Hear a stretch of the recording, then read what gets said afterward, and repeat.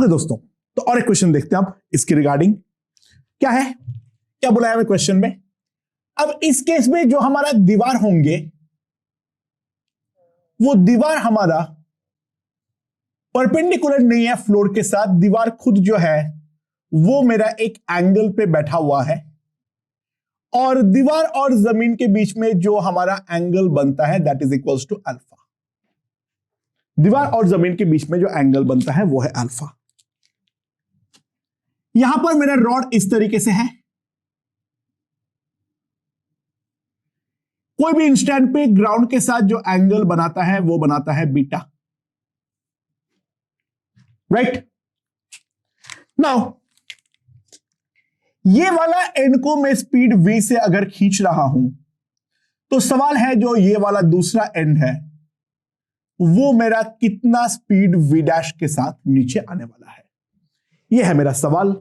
मुझे v dash निकालना है in terms of alpha, beta and v। सो क्या करना पड़ेगा, लेंथ ऑफ द रॉड को मैं l मान लेता हूं जो कि ऑब्वियस सी बात है मेरा कांस्टेंट रहेगा। That is the main concept regarding the length constraint. And now ये वाला डिस्टेंस को मैं x मान लेता हूं और ये वाला डिस्टेंस को मैं y मान लेता हूं, ठीक है। ये वाला डिस्टेंस को मैं x मान लेता हूं और ये वाला डिस्टेंस को मैं y मान लेता हूं, राइट। ऑब्वियसली x और y आपस में परपेंडिकुलर नहीं है। अच्छा, मैं अगर ये वाले ट्रायंगल पे एक बार कोसाइन रूल अप्लाई करूं तो क्या लिख सकता हूं, पहले वो देखते हैं। बाकी x और y में एक रिलेशन भी बनाना पड़ेगा, वो रिलेशन के बारे में भी देखते हैं, राइट। एंड इसके अलावा एक चीज तो हम जानते हैं, जो हमारा dx बाई dt जो होंगे, क्वेश्चन बाय द वे लिख लेना, फाइंड v डैश, ठीक है। dx बाई dt में सिंपली लिख सकता हूं v और dy बाई dt में सिंपली लिख सकता हूं माइनस v डैश। माइनस का रीजन बहुत सिंपल है, y कम हो रहा है with respect to time t, so dy by dt जो होगा that will be equals to minus v dash. So ये वाले ट्रायंगल पे अब जो जो चीज लिख सकता हूं वो लिख डालो। अच्छा, बाय द वे पहली बात अगर मैं ध्यान दूं, ये वाला एंगल जो है ये एंगल है 180 degree minus alpha plus beta. Alpha खुद ऑब्ट्यूस है, तो एक बात ध्यान देना, ये वाला एंगल जो है वो एक्यूट एंगल है, ठीक है। 180 degree minus alpha plus beta जो है वो एक्यूट एंगल है। अच्छा, अगर मैं ये वाले ट्रायंगल पे साइन रूल लगाता हूं तो पहले एक रिलेशन x और y के बीच में x by sine 180 minus alpha plus beta is equals to y by sine, y के ऑपोजिट एंगल कौन सा है, बीटा। एंड जरूरत पड़ने पे ये भी लिख देता हूं l by sine alpha, and sine of 180 minus theta is always sine theta, so I can write x by sine alpha plus beta is equals to y by sine beta is equals to l by sine alpha. ये हमारा x, y और l के बीच में एक relation मैंने निकाल के रख लिया, जरूरत पड़ने पे देखेंगे। ओके, ध्यान देना, जो अल्फा है वो हमारा कांस्टेंट एंगल है और जो बीटा है वो हमारा वेरिएबल एंगल है। सो जो कांस्टेंट एंगल है वो अल्फा के बारे में अगर मैं सोचूं तो इस वाले ट्रायंगल पे कोसाइन रूल अप्लाई करते हुए मैं क्या लिख सकता हूं, cos अल्फा will be equals to X square plus Y square minus L square upon 2xy। यानी अगर मैं ध्यान दूं, मेरे पास एल स्क्वायर का वैल्यू आ जाएगी X square plus Y square minus 2xy into cos alpha. यह है मेरा एल स्क्वायर का वैल्यू, राइट। ये मेरे पास एल स्क्वायर का वैल्यू आ चुका है। अब मेरे पास तीन रिलेशन है, मतलब ये दो मेन रिलेशन और एक v और v डैश को डिफाइन करने वाला रिलेशन। मेरे पास ये टोटल तीन रिलेशन है। ये टोटल तीन रिलेशन के सहारे मुझे v और v डैश के बीच में कुछ ना कुछ करके रिलेशन तो बनानी पड़ेगी। सो क्योंकि मुझे एल स्क्वायर चाहिए नहीं, तो ऑब्वियस सी बात है, सबसे पहले ये वाले रिलेशन को मैं कर रहा हूं differentiate with respect to time T. Differentiate with respect to time T. Now अगर मैं डिफरेंशिएशन करता हूं, सो एल स्क्वायर का डिफरेंशिएशन तो 0 हो जाएगा। एक्स स्क्वायर का differentiation 2x into dx by D T, Y square का differentiation 2y into dy by D T, और ये वाला डिफरेंशिएशन करने के लिए -2 cos अल्फा बाहर कर लेता हूं। x को कांस्टेंट रखते हुए y का डिफरेंशिएशन प्लस y को कांस्टेंट रखते हुए x का डिफरेंशिएशन, ये मेरे पास रिलेशन आ जाएगा, राइट। सो अब मैं 2 यहां से एलिमिनेट कर देता हूं। सो dx बाई डी टी और dy बाई डी टी का वैल्यू तो मुझे मालूम है। dx बाई डी टी जो है वो मेरे पास कितना है, v, और dy बाई डी टी जो है वो है मेरे पास v dash. So x into v minus y into v dash minus cos alpha x into minus v dash, तो minus x v dash plus y into v, that is equals to 0, right. ये मेरे पास आ जाएगा। सो v वाले सारे term को इकट्ठा कर लो, v into X minus Y cos alpha minus v dash y minus X cos alpha, that must be equals to 0। मेरे पास ये रिलेशन आ जाएगा। सो उसको उधर ले जाओ और डिवाइड कर दो, तो मेरे पास क्या आ जाएगा, v dash will be equals to v X minus Y cos alpha by y minus X cos alpha.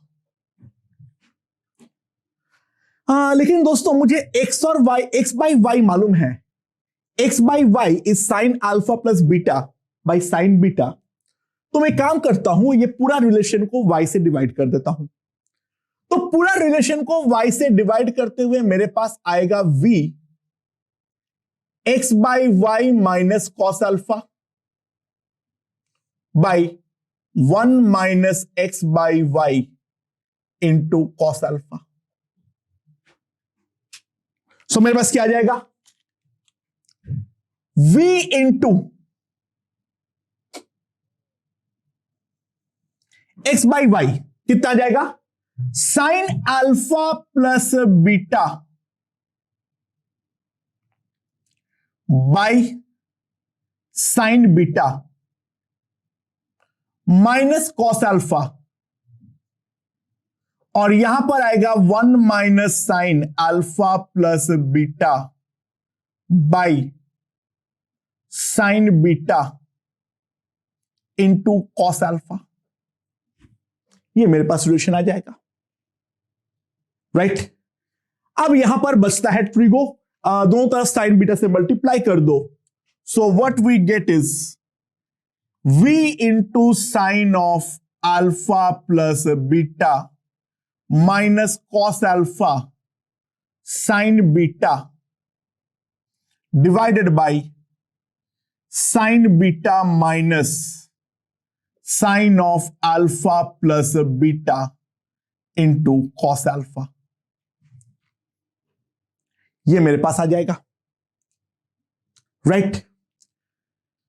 तो अब यहां से हम क्या करें, अब यहां से हम क्या कर सकते हैं, इसके बारे में एक बार ठंडे दिमाग से पहले सोचते हैं, ठीक है। अच्छा, अब यहां पर जो जो चीज मुझे ध्यान आ रही है, पहली बात तो यह है, अगर मैं साइन अल्फा प्लस बीटा को खोल दूं तो एक टर्म तो साफ साफ काटते हुए नजर आ रहा है, तो पहले क्यों ना हम वो टर्म को काट दे, फिर बात की बात बाद में देखी जाएगी। v sine alpha cos beta वाला टर्म बचेगा, साइन अल्फा कॉस बीटा वाला टर्म बचेगा, but cos alpha sine beta वाला टर्म कट जाएगा। और यहां पर अगर मैं देखूं, मैं अगर सम टू प्रोडक्ट जाऊं, मैं अगर सम टू प्रोडक्ट जाऊं तो वहां पर मेरे पास आ जाएगा, चलो सॉरी, मैंने पहले यहां पे थोड़ा सा मैनिपुलेशन करना पड़ेगा। अच्छा, साइन बीटा को मैं क्या लिख सकता हूं, अब इसमें छेड़छाड़ नहीं करता हूं। Sign beta minus sine alpha plus beta into cos alpha, यही तक रखता हूं। अब सोचो यहां पर क्या होने वाला है, इसको हम फर्दर सिंप्लीफाई तो हमें करनी पड़ेगी, इसके अलावा राइट नाउ हमारे पास कोई ऑप्शन नहीं है। सो अगर हम थोड़ा गौर से ध्यान दें, बीटा को मैं क्या लिख सकता हूं यहां पर, ध्यान देना, इसको मैं लिख सकता हूं alpha plus beta minus alpha. इसको मैं लिख सकता हूं या नहीं, ध्यान दो, v sine alpha cos beta, इसको मैं लिख दे रहा हूं sine of alpha plus beta minus alpha sine alpha plus beta into cos alpha. ना इसको अगर मैं खोलता हूं तो मेरे पास क्या आ जाएगा, sine alpha plus beta into cos alpha, that is equals to v sine alpha cos beta. पहला टर्म जो खुलेगा sine alpha plus beta into cos alpha, जो यहां पर कटने वाला है, तो टर्म जो बचेगा minus cos alpha plus beta into sine alpha. And यहां से करते हुए मैं साइन अल्फा का टर्म कैंसिल कर देता हूं, तो मेरे पास v डैश का वैल्यू आएगी minus v cos beta by cos of alpha plus beta. So basically दोस्तों, इसमें फिजिक्स वाला पार्ट कुछ एज सच नहीं था, लेकिन इसका जो मैथमेटिकल मैनिपुलेशन वाली पार्ट है वो हमारा काफी ज्यादा टीडियस था। क्या हमेशा हमें इस तरीके से सॉल्व करना पड़ेगा, इतना भयंकर कैलकुलेशन आ सकता है? देखो राइट नाउ हमारे पास जो हथियार है, उस हथियार के अकॉर्डिंग यही ओनली तरीका है, इसके अलावा और कोई तरीका तो है नहीं। इतना मैनिपुलेशन करना आना चाहिए, राइट? बट अब हम लोग एक चीज ऐसा डिफाइन करेंगे जो हमारा प्रॉब्लम का जो टफनेस है उसको ड्रास्टिकली रिड्यूस करने वाला है। और वो क्या है? हम डिफाइन करेंगे concept of rigid body. So what is meant by a rigid body? सबसे पहले हमें यह बात को समझना पड़ेगा, क्या है रिजिड बॉडी? देखो, अगर मान लो मेरे पास कोई एक बॉडी है और मैं क्लेम कर रहा हूं जो ये वाला बॉडी परफेक्टली रिजिड है, उस बॉडी पे कोई भी दो पॉइंट लो ए और बी, यहां पर कोई भी दो पॉइंट लो ए और बी, ठीक है? इन दोनों के बीच में डिस्टेंस है एल। रिजिड बॉडी का कॉन्सेप्ट ये कहता है L can not be changed, L can not be changed by any application of force or motion. L cannot be changed by any application of force or motion unless broken.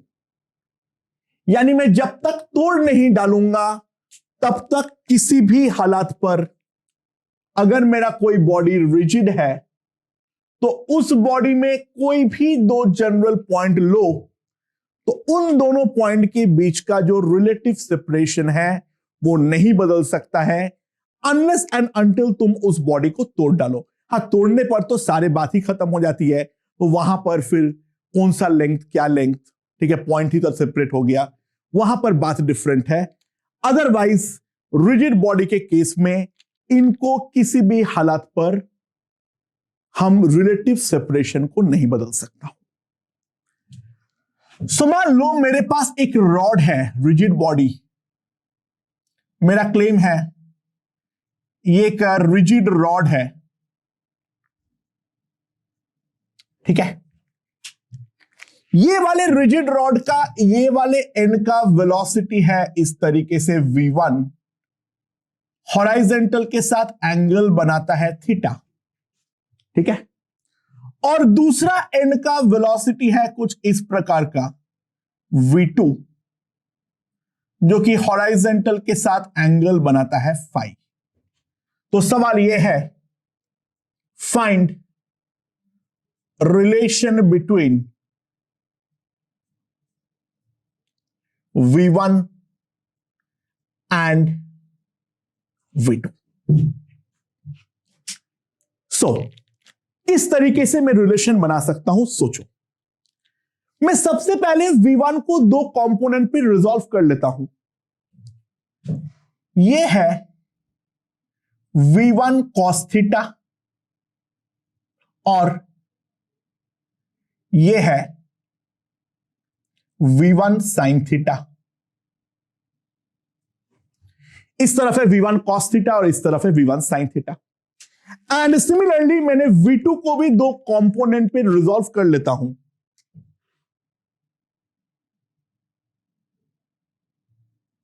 इस direction में है v2 cos phi और इस direction में है v2 sin phi. अब ध्यान दो, जो रॉड के परपेंडिकुलर कंपोनेंट्स है वो तो रॉड को तोड़ने का कोशिश नहीं करेगा, बट रॉड के जो अलोंग वाले कंपोनेंट है ये कंपोनेंट या तो रॉड को श्रिंक करवाने का ट्राई करेगा या तो रॉड को इलोंगेट करने का ट्राई करेगा। तो ध्यान दो, ये वाला रॉड का लेंथ को अगर मैं L बोलता हूं, यहां से मैंने L को मेजर किया लेफ्ट हैंड साइड से, सो dl बाई dt, उसको मैं क्या लिख सकता हूं, v1 cos थीटा बढ़ाना चाह रहा है, v2 cos फाई घटाना चाह रहा है, यह है मेरा dl बाई dt। बट क्योंकि रॉड रिजिड है तो इसका ये वाला लेंथ बदल नहीं सकता है, तो दोस्तों this must be equals to 0, यानी v1 cos theta must be equals to v2 cos phi, यानी v1 cos थीटा और v2 cos फाई, इन दोनों का वैल्यू जो होगा वो हमारा इक्वल होनी चाहिए। अदरवाइज डेफिनेटली मेरा रॉड जो है वो टूट जाएगा। इसके मतलब एक बात समझो, for a rigid body, for a rigid body relative velocity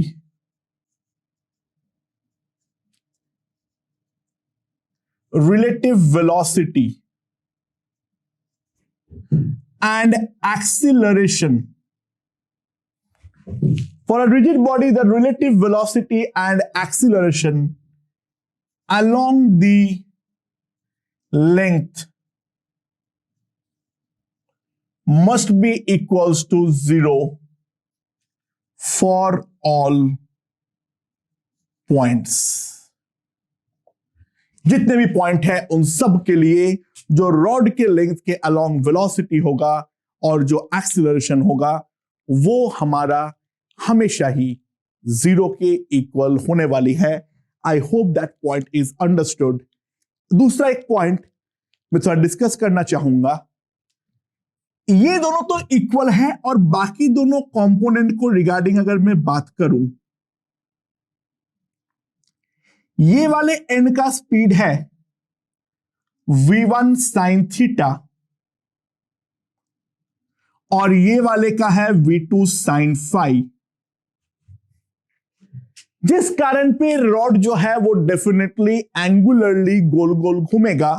तो मान लो ये वाले पॉइंट के रेस्पेक्ट में जो एंगुलर स्पीड है वो मान लो ओमेगा है। तो ओमेगा हम कैसे निकालेंगे? सिंपल, स्टॉप दिस रॉड, ये वाला एंड को स्टॉप कर दो, जिसके रेस्पेक्ट में निकालना है उसको स्टॉप कर दो। तो v1 sin थीटा खत्म, इस डायरेक्शन में भी हमें पलट के v1 sin थीटा देना पड़ेगा। ये वाले रॉड के बारे में अगर हम देखें, द इक्विवेलेंट फिगर इज, इस डायरेक्शन में आ गया v1 sin theta plus v2 sin phi. ये वाला एंड जो है वो हमारा हिंज है और ये हमारा ओमेगा से गोल गोल घूम रहा है। This length is L, so omega मेरे पास आ जाएगा v1 sin theta plus v2 sin phi upon L।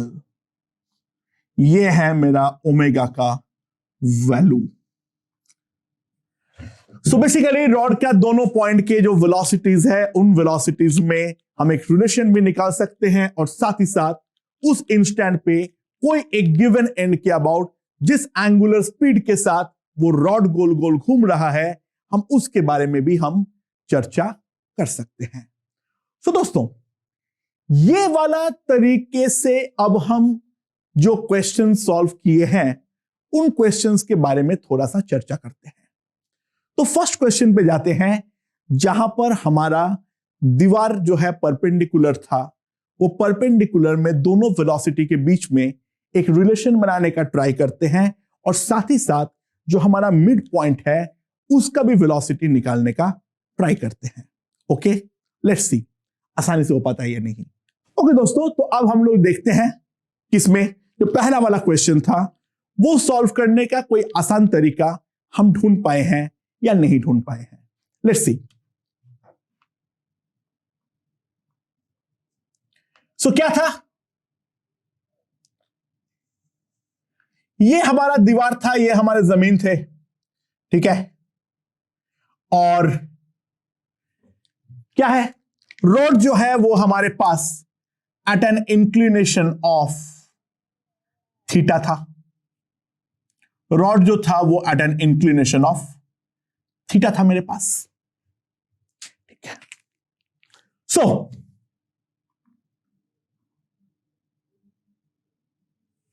ये वाला एंड का स्पीड था v और ये वाला एंड का स्पीड जो था दैट वाज v डैश। यहां पर जो एंगल होगा ऑब्वियस सी बात है, ध्यान देना, this is 90 degree minus theta. Okay, ना अब हम सबसे पहले इस वेलोसिटी को दो कंपोनेंट्स में रिजॉल्व कर लेता हूं, एक अलोंग द रॉड और एक परपेंडिकुलर टू द रॉड। एक अलोंग द रॉड और एक परपेंडिकुलर टू द रॉड, मैंने दो कंपोनेंट पे यहां पर रिजॉल्व कर लिया हूं। सो ये वाला एंगल जो है that angle is also theta and similarly v dash जो है इसको भी मैं दो कंपोनेंट पे रिजॉल्व कर सकता हूं, रॉड के अलोंग और रॉड के perpendicular. If this is 90 minus theta, so ये वाला एंगल जो है वो थीटा है। सो रॉड के अलोंग का अगर मैं दो कंपोनेंट देखूं, if this is v and this is theta, so rod के अलोंग ये वाला कंपोनेंट आएगा v cos theta and this is v dash, this is theta.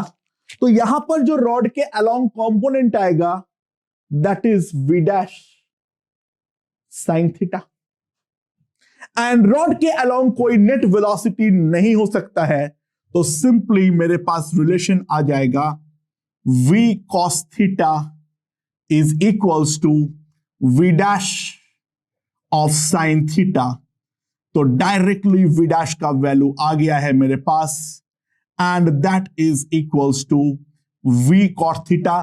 Simply एक लाइन पे हम प्रॉब्लम को सॉल्व कर दिए हैं बहुत ही बढ़िया तरीके से। हमें बिल्कुल भी दिमाग नहीं लगाना पड़ा, राइट? कोई मैथमेटिकल मैनिपुलेशन नहीं, मैथमेटिकल कैलकुलेशन नहीं। सो काफी ज्यादा आसानी के साथ हमने वी डैश और वी में रिलेशन जो है वो निकाल दिए हैं।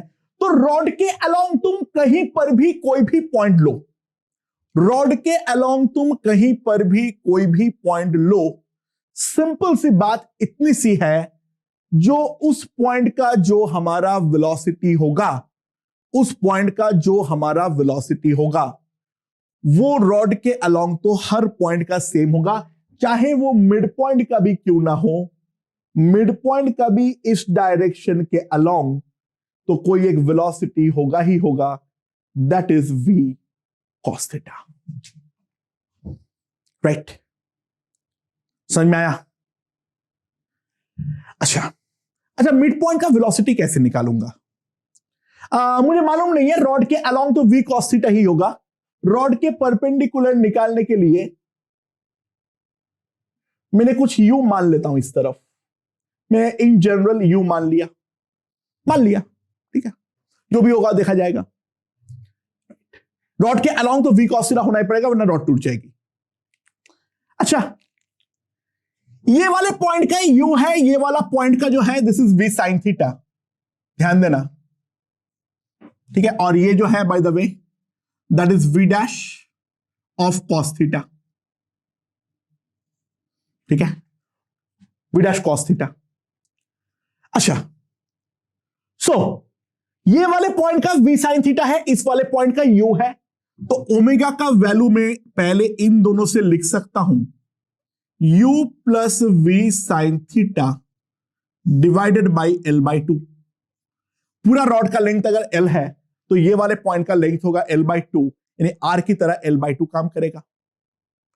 एंड ओमेगा में दूसरी तरफ से भी निकाल सकता हूं, ये वाला पॉइंट का है v sin थीटा और ये वाला पॉइंट का है v डैश cos थीटा, तो मैं इसको ऐसा भी लिख सकता हूं, this will be equals to v sin theta plus v dash cos theta upon l।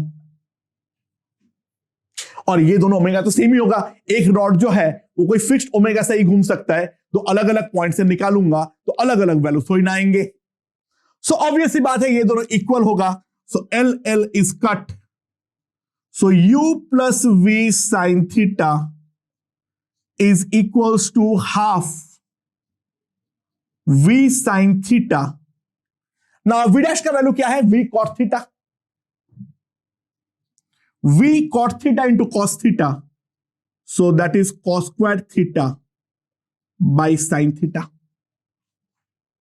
And now if I manipulate, so that is equals to half v square sin square theta, v sin square theta plus v cos square theta by sin theta,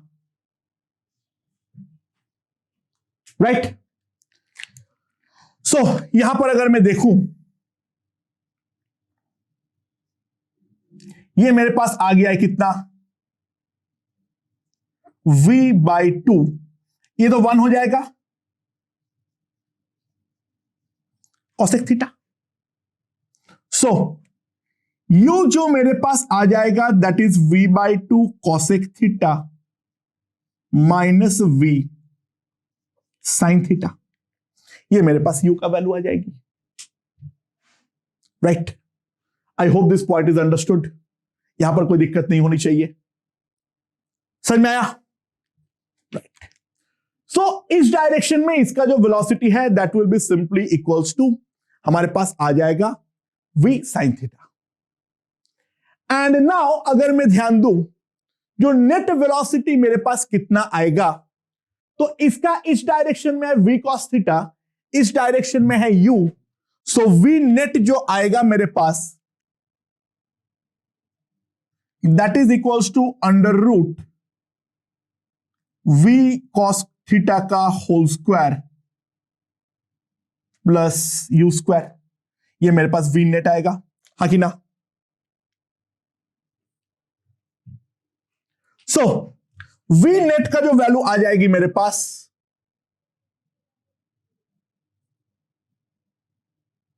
v net square लिखो, v square cos square theta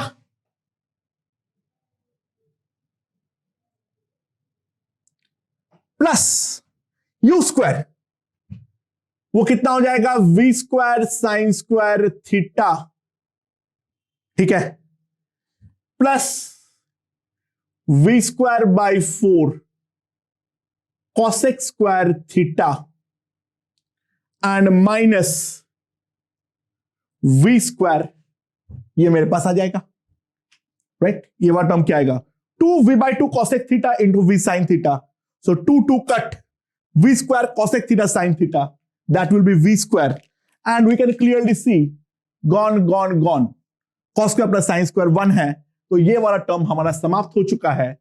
so v square net is equals to v square by 4 into cosec square theta, v net जो है that is v/2 into cosec theta.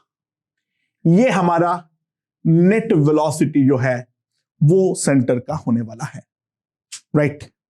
So centre का velocity भी हम इस तरीके से निकाल सकते हैं with the help of the concept of omega, यानी रॉड के अलोंग वाले वेलोसिटीज हर पॉइंट का सेम होगा और परपेंडिकुलर वेलोसिटीज उसको ओमेगा के साथ घूमने में मदद करेगा। That is the main underlying concept.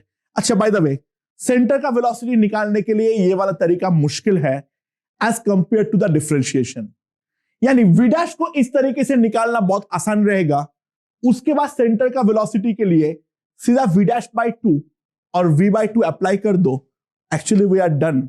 उस तरीके से ज्यादा आसानी से सॉल्व होगा।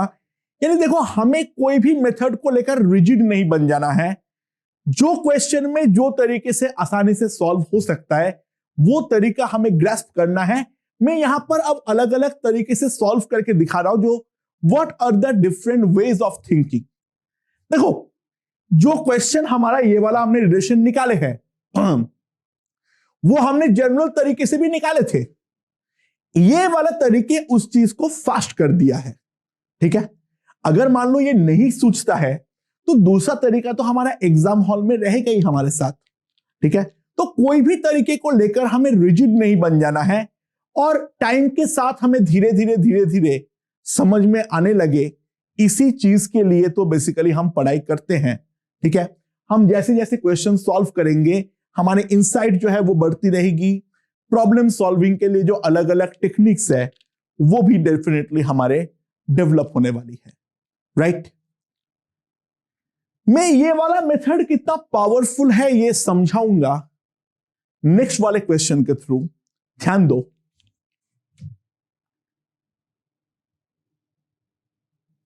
वो क्या है, जो हमारा अल्फा बीटा वाला क्वेश्चन था हमने देखे थे, जो वो वाला सॉल्विंग कितना ज्यादा हॉरेंडस था, यानी उसमें प्रॉपर ट्रिगोनोमेट्री करने की जरूरत थी और यानी बहुत सारे जगह पे चमकने की भी जरूरत थी। जैसे हमने वहां पर बीटा को लिख दिए थे alpha plus beta minus alpha, ठीक है। लेट्स सी ये वाला मेथड मेरा जिंदगी आसान करता है या नहीं। ये वाला एंगल मेरा अल्फा था, ये वाला एंगल मेरा बीटा था। सो अगर मैं वेलोसिटीज के बारे में देखूं, ये वाला एंड का वेलोसिटी है v इन दिस डायरेक्शन और ये वाले पॉइंट का वेलोसिटी है v डैश, ठीक है। और ये जो हमारा एंगल था ये था हमारा 180 degree minus alpha plus beta, right.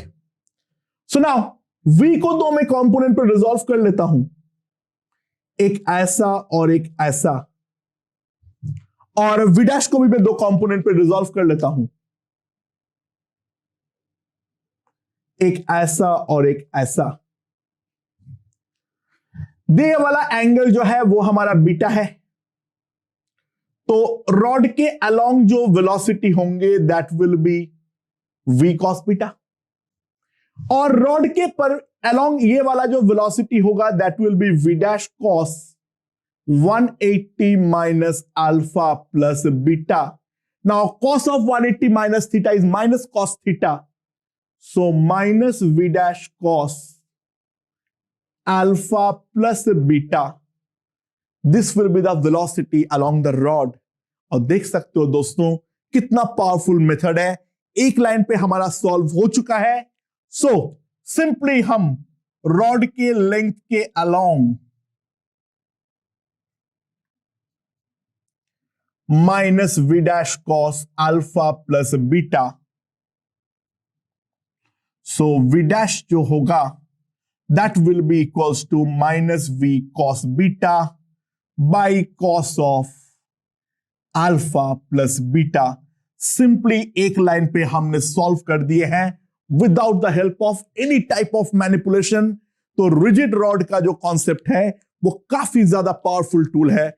हम इस क्वेश्चन के थ्रू साफ साफ इसको देख सकते हैं. रिजिड बॉडी का कॉन्सेप्ट हमें बहुत सारे क्वेश्चन को सॉल्व करने के लिए मदद करने वाली है. पहली बात तो मेरे ख्याल से ये वाला क्वेश्चन यहां तक समझ में आ गया होगा, राइट? अच्छा, जस्ट लाइक रॉड, अ taut string